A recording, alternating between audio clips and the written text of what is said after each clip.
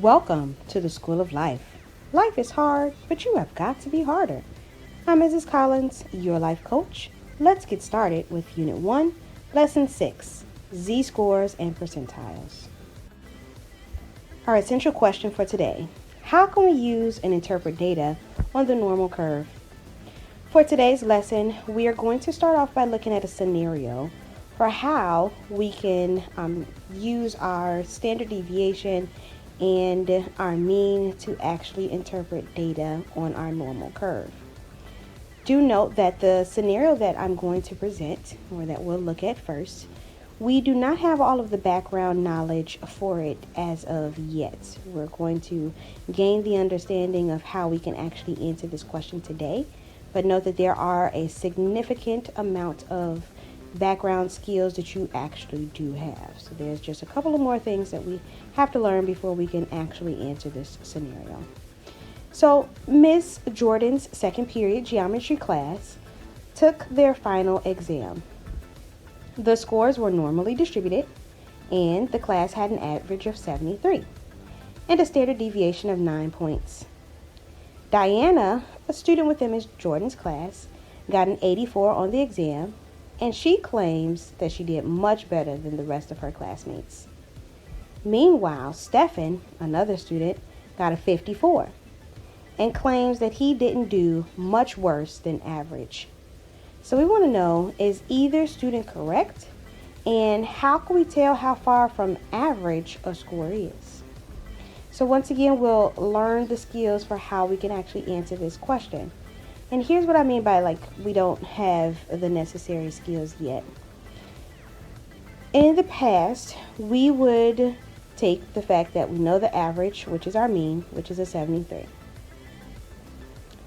We also know our standard deviation, which is a 9. Okay, and then they've given us some scores for both Diana. She scored an 84. And we also have a score for Stefan. He scored a 54. So what we would have done with the average and the standard deviation is put them into our normal distribution curve. So here we'd have our 73, which was the average, the mean. It's in the middle of our curve. And then we used our standard deviation of 9 points. We subtracted on the left to get our 64, our 55, and our 46. And we added it on the right to get 82, 91, and 100. Okay, but then as we look at each of their scores, Diana got an 84. If we look at the bottom of our number line here, at the bottom of our curve on the horizontal axis, we don't see an 84. We do see an 82. Recall, if we had an 82 and we wanted to know, what percent did she do better than, then we could take this 82 and then add up all of the intervals that are to the left of the 82. However, in this particular case, she scored an 84. That's not down here as one of our intervals. So we can't so easily add up to 34, 34, 13.5, 2.35, and 0.15. We have to use some other method. Stefan, same thing. He scored a 54. Notice that 54 is not here, but we do have 55. So it's very close to our 55. We can kind of estimate about how much or what percentage he did better than, but we, once again, do not know exactly what percentage he did better than. So we're going to learn those skills today. So as we continue in our notes say, you can use the normal curve to determine the spread of data and find the values that correspond with 1, 2, or 3 standard deviations from the mean. In order to analyze data points that are not one of these key values, we use something called a z-score. And so if we go back over here to my explanation, once again, these are 1, 2, and 3 standard deviations away from our mean. We're able to figure out those percentages for the values that are under the 1 standard deviation, 2 standard deviations, or 3, but we're not able to figure out something that is not one of those key values, unless we use something called a z-score and one extra step after that. So here we go.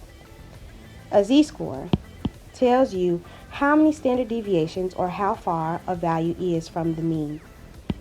So with that, we have that Diana scored an 84, which is maybe about right here.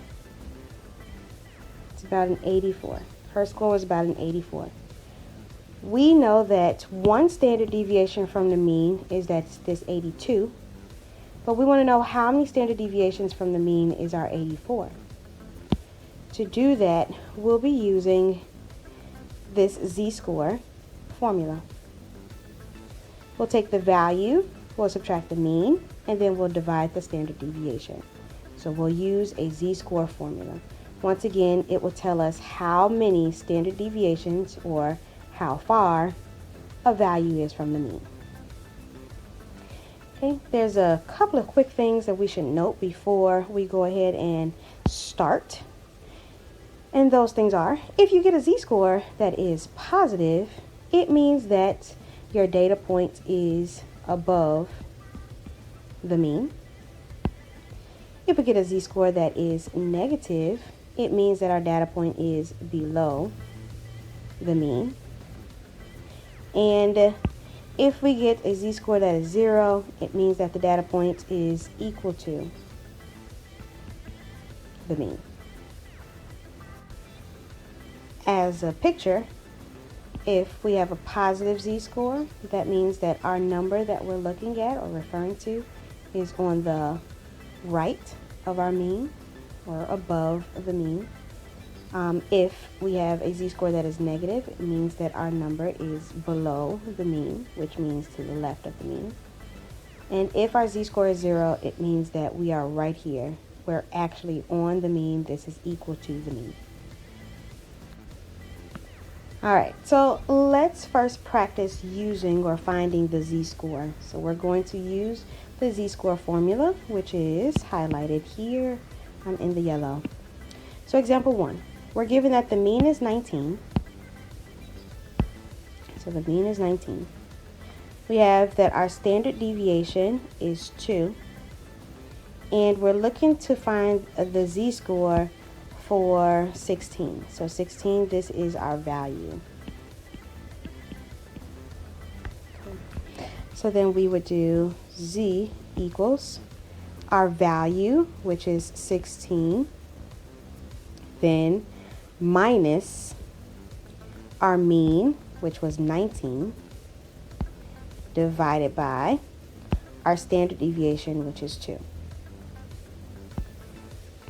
Simplify your numerator, so 16 minus 19 gives us negative 3, divided by 2.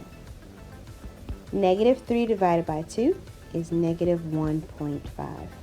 So in this case, our z-score would be a negative 1.5. Okay, we'll look at what that z-score actually means shortly in this particular lesson.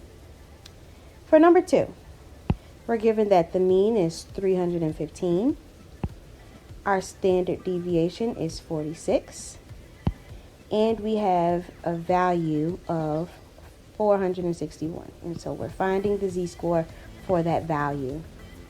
So z equals the value 461 minus our mean, which is 315, divided by 46, which is our standard deviation. All right, simplifying the top, 461 minus 315, we get 146 divided by 46. And so 146 divided by 46 will give us 3.17. So in this case, our z-score is 3.17. Very quickly before we move on to number 3, for number 1, you should note that this is a negative 1.5. So this particular z-score would represent a value that's on the left of our mean or below our mean. For number 2, we had a positive 3.17. So this will represent a value that's on the right of our mean or above our mean. Number 3, same formula. We have our mean is 65. Our standard deviation is 16. And we have a value of 78. So we're finding the z-score for that value. So z equals 78. Subtract our mean, which is 65, and then divide our standard deviation, which is 16. 78 minus 65 gives us 13 divided by 16.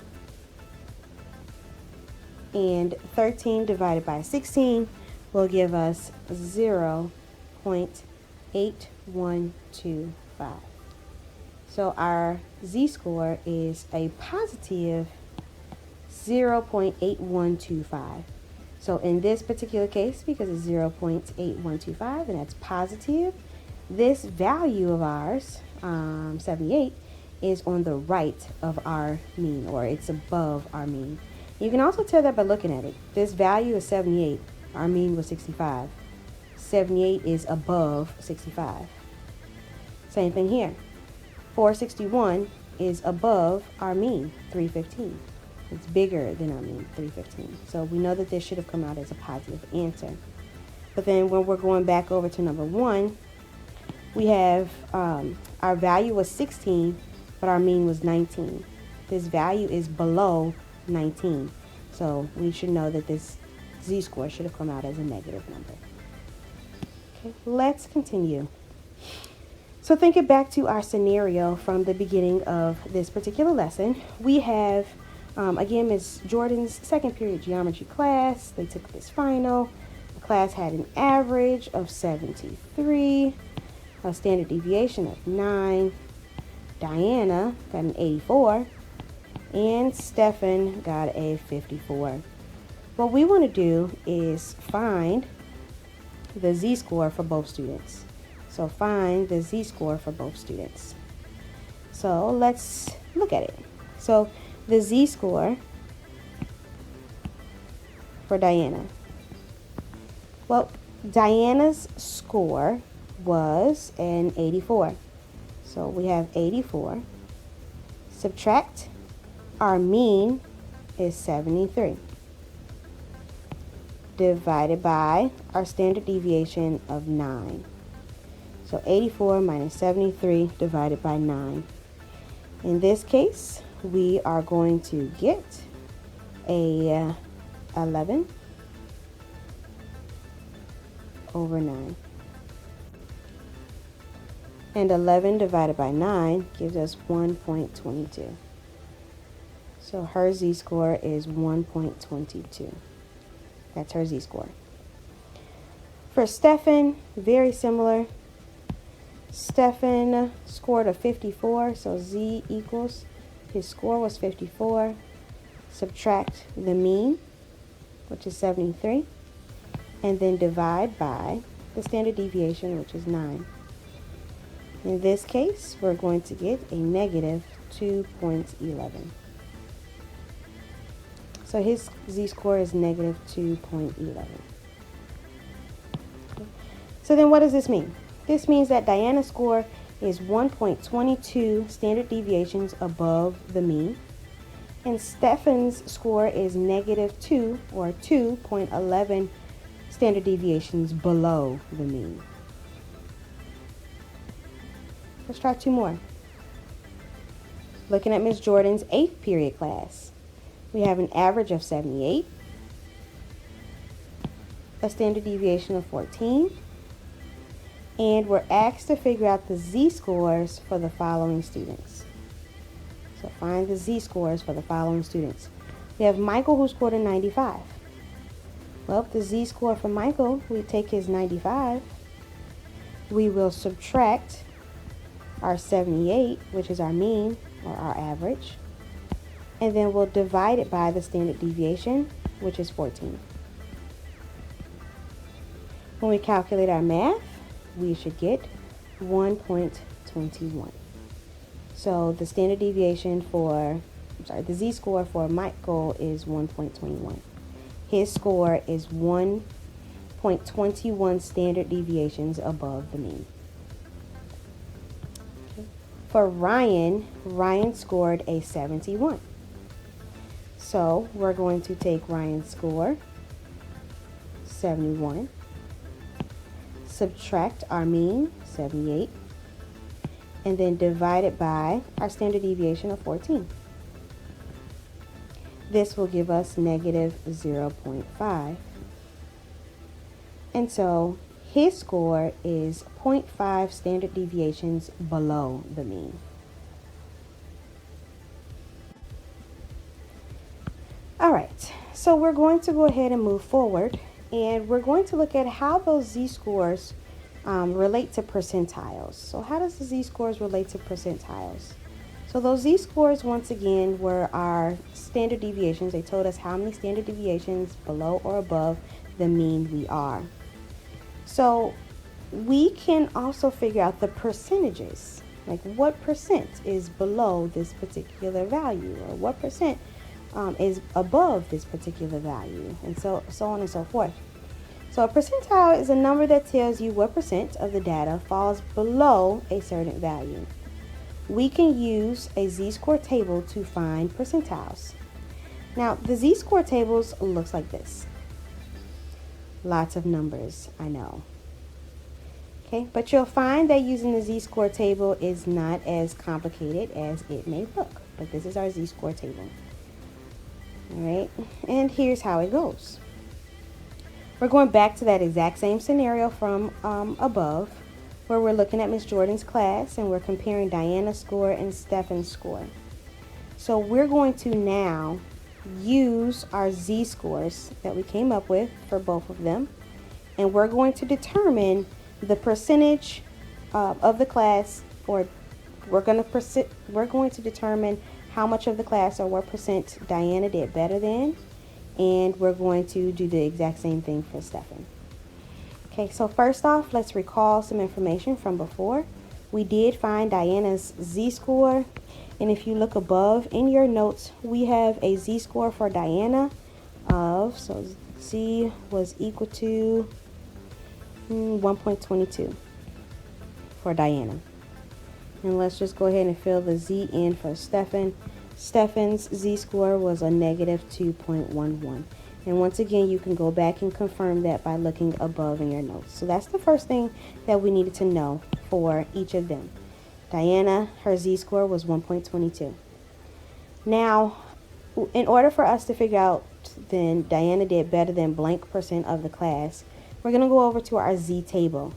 And we're going to need this number 1.22. So keep it in mind, 1.22. 1.22.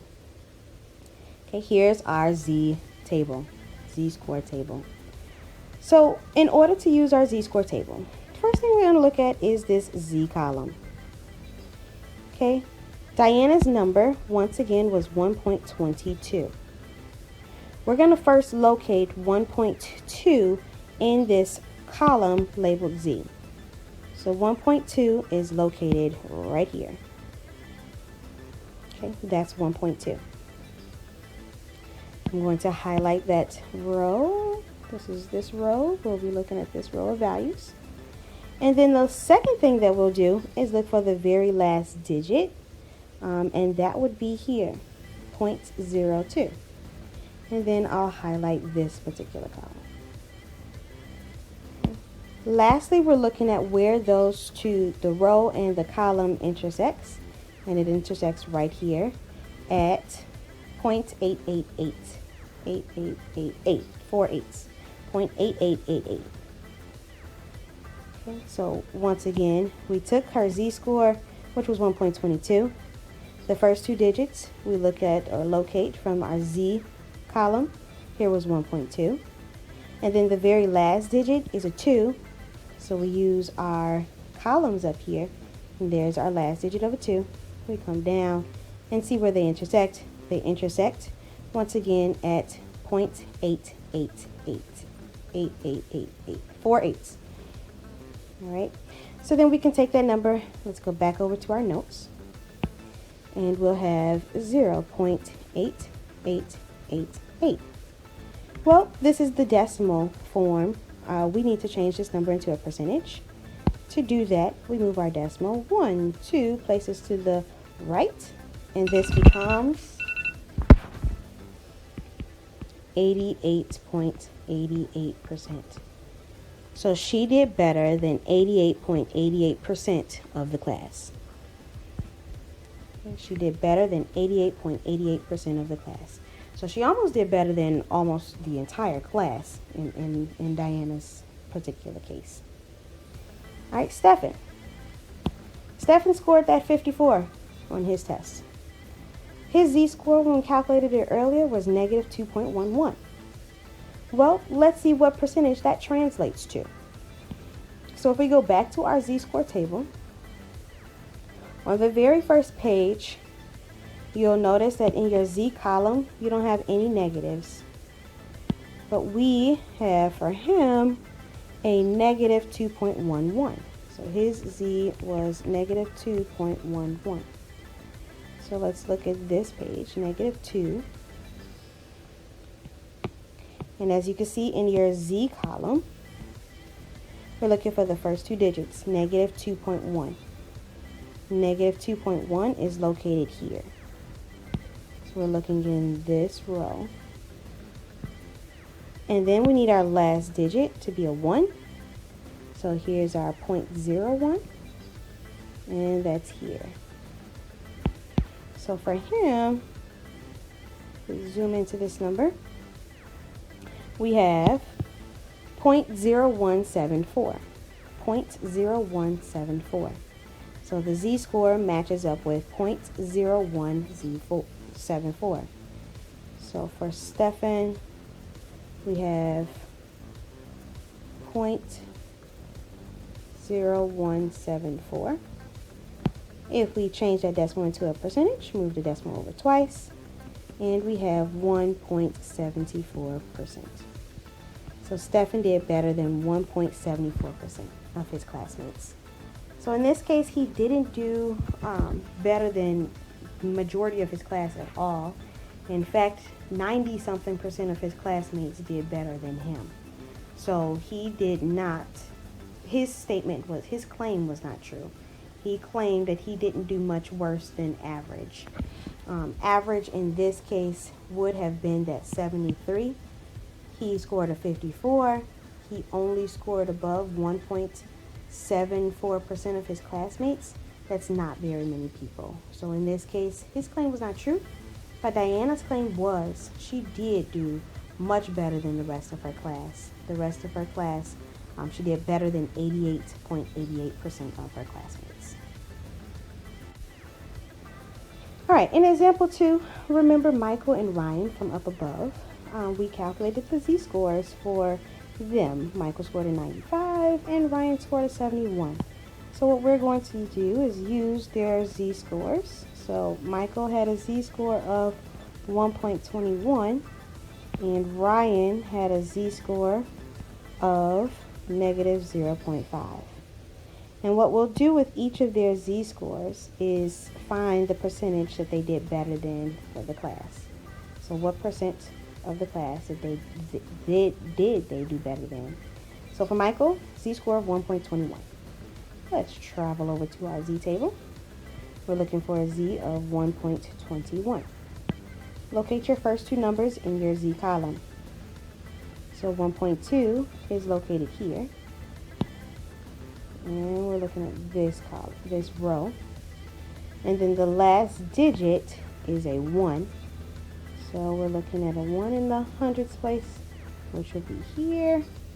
And then look at where those two intersect. So that's here. So 0.8869. 0.8869. So if we go back over to our notes, we have a value of 0.8869. Move our decimal 2 places to the right, and this becomes 88.69%. So Michael did better than 88.69% of the class. Trying out Ryan. Ryan has a z-score of negative 0.5. So we're going to go back to our table. Let's look for the negatives this time. The negatives are here. A z of negative 0.5 is what we're looking for. If you need to add on that last digit, 0.50. So negative 0.5, first two digits, that's here in our z column. And then your last digit is a 0. So then we're in this first column here. We're going down until they intersect. And so that will give us a 0.3085. 0.3085. 0.3085. 0.3085. Moving our decimal 2 places to the right, we get 30.85%. So Ryan did better than 30.85% of the class. Okay? And that's how we'll use z-scores to calculate the percentage that is either below or above our data point. All right, so for the last part of the lesson, we have about 2 more examples, and these 2 examples, we're going to pair them with a word problem, so a real life scenario, and we'll also show you how it relates to the normal distribution curve. Okay, so when we're using the z-scores, we'll use the z-score, and sometimes we'll need to subtract. I'll show you what that means very shortly. But remember that the table will tell you the percentage on the normal curve from the left side up through your point. So we have a Major League Baseball players have a mean height of 73.5 inches.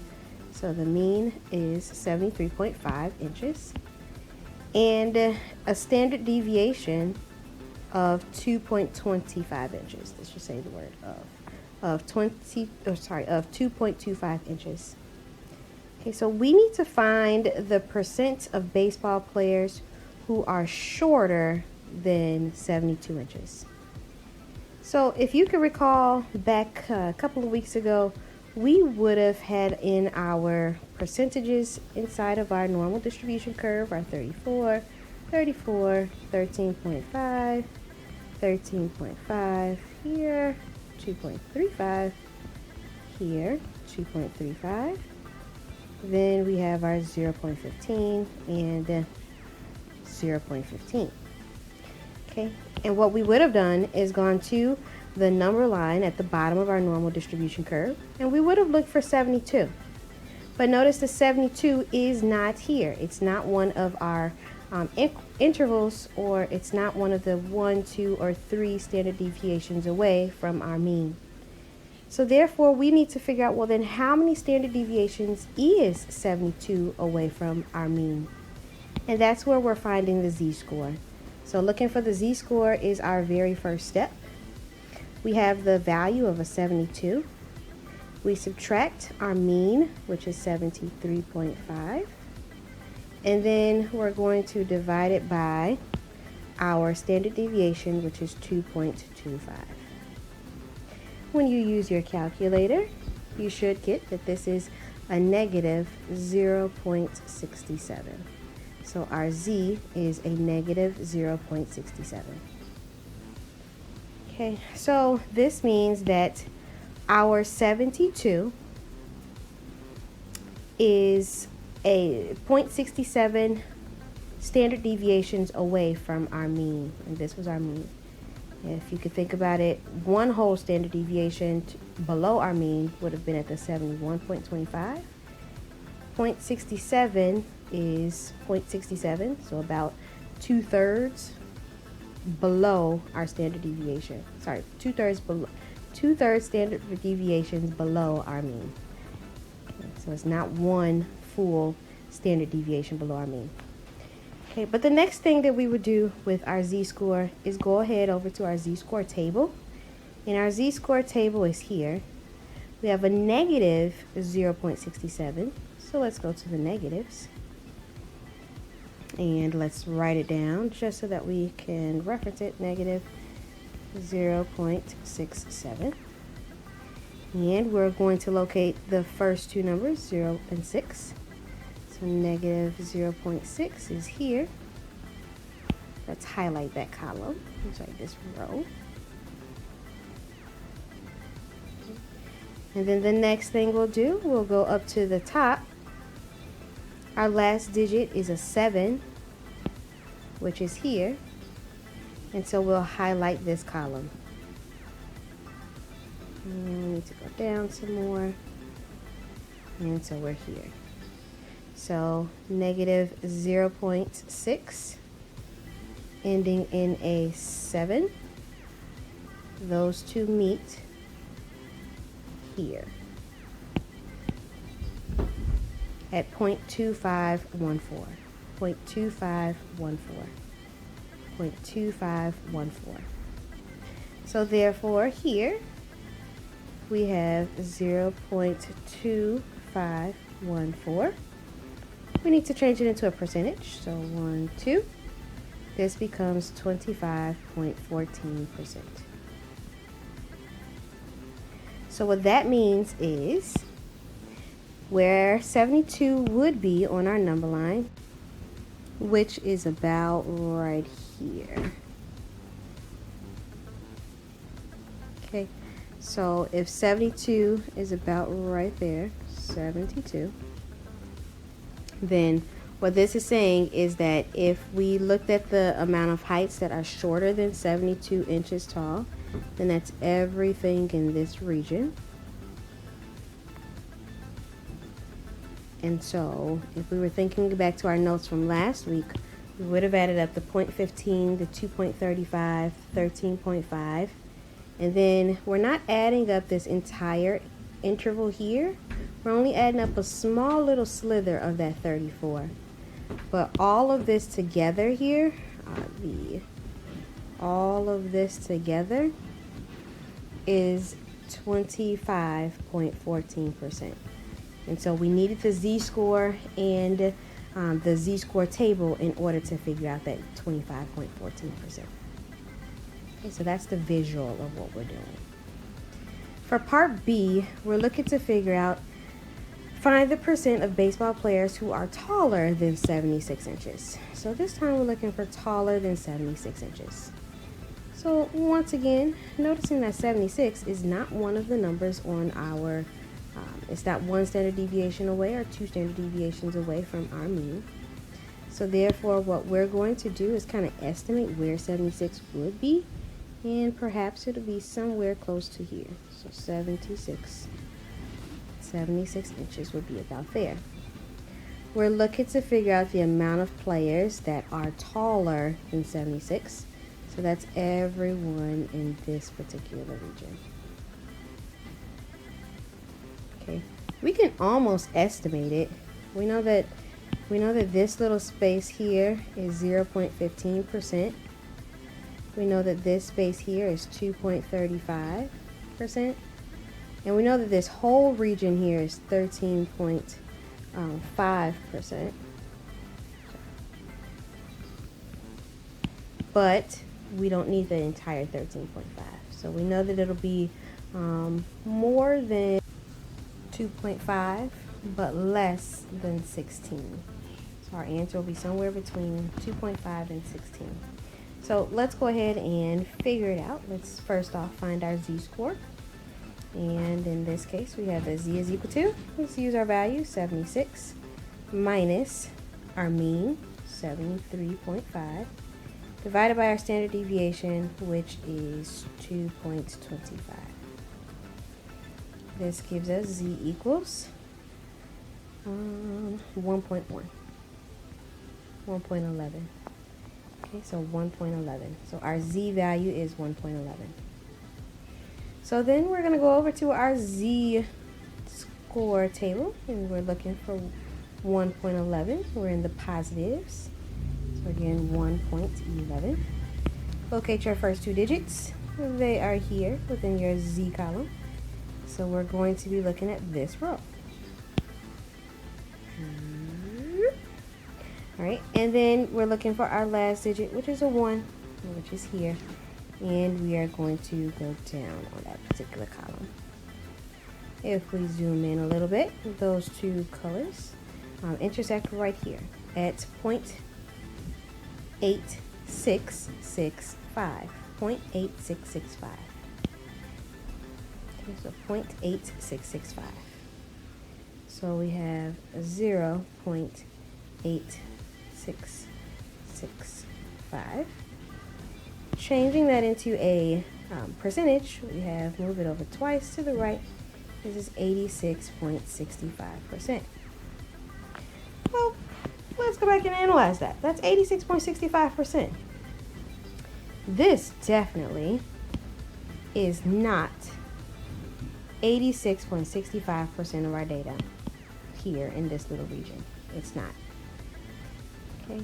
What's happening here is that we always get the number that applies to the left-hand side of our value that we were looking at.